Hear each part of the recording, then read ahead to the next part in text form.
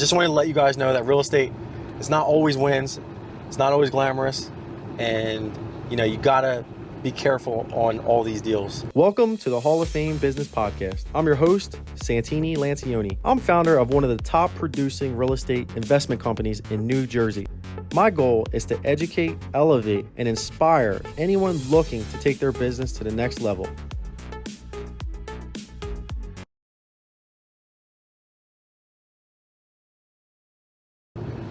We're checking out a duplex right now that I've probably lost $50,000 since 2017 on, and it's been nightmare after nightmare, from having bad tenants upstairs to turnover costs to service calls. And it was one of those deals that when I first got involved, I didn't know what I was doing, and I bought a house that needed a ton of work. So I think we cut a lot of corners in the beginning, and we eventually started seeing how we were paying for it. And now we're gonna go walk through. We finally got the tenant out. It was a very long, dragged out eviction process. The tenant was a Section 8. She was a part of the Section 8 program, which doesn't mean anything bad because we have a ton of good Section 8 tenants. But unfortunately, this one, there was a lot of people living in this property. They completely destroyed it. They left their stuff behind, and everything just needs to be ripped out and put back together. And it's gonna cost about 40, 50 grand if I had to guess based on the pictures I've seen. So, I just wanted to let you guys know that real estate is not always wins, it's not always glamorous, and you gotta be careful on all these deals. Not everyone's gonna be a home run, so this is part of the game.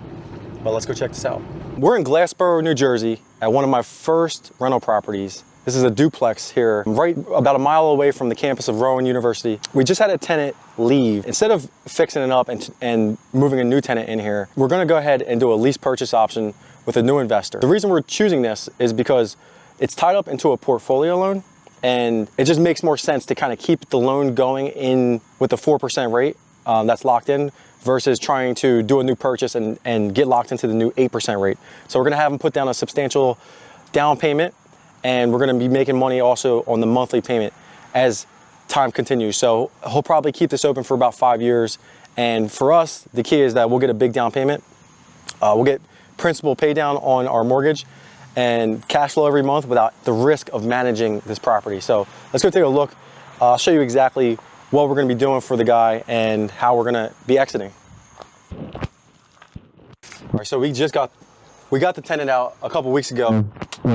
Final eviction notice that they served her with, and she completely destroyed this unit. She used to flood out the tub, and it would go downstairs, and the tenant downstairs is actually good.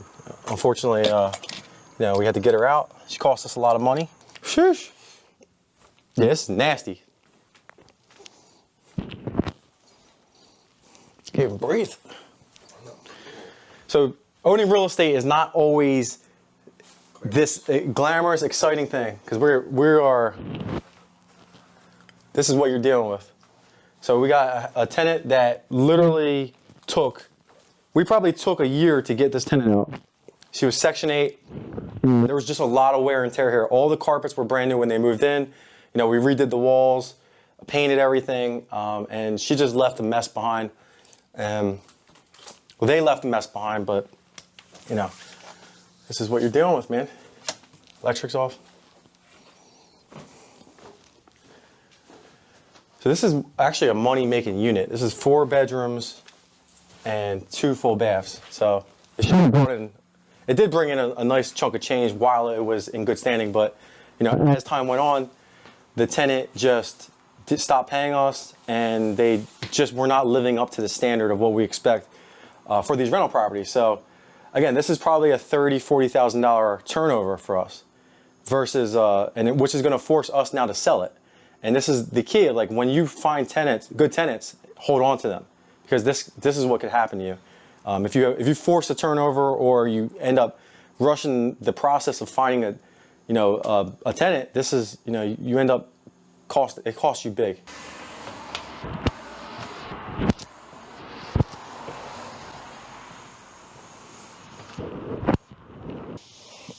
All right, so this is why real estate is very dangerous. So this is one of the very first duplexes I've ever purchased back in like 2017.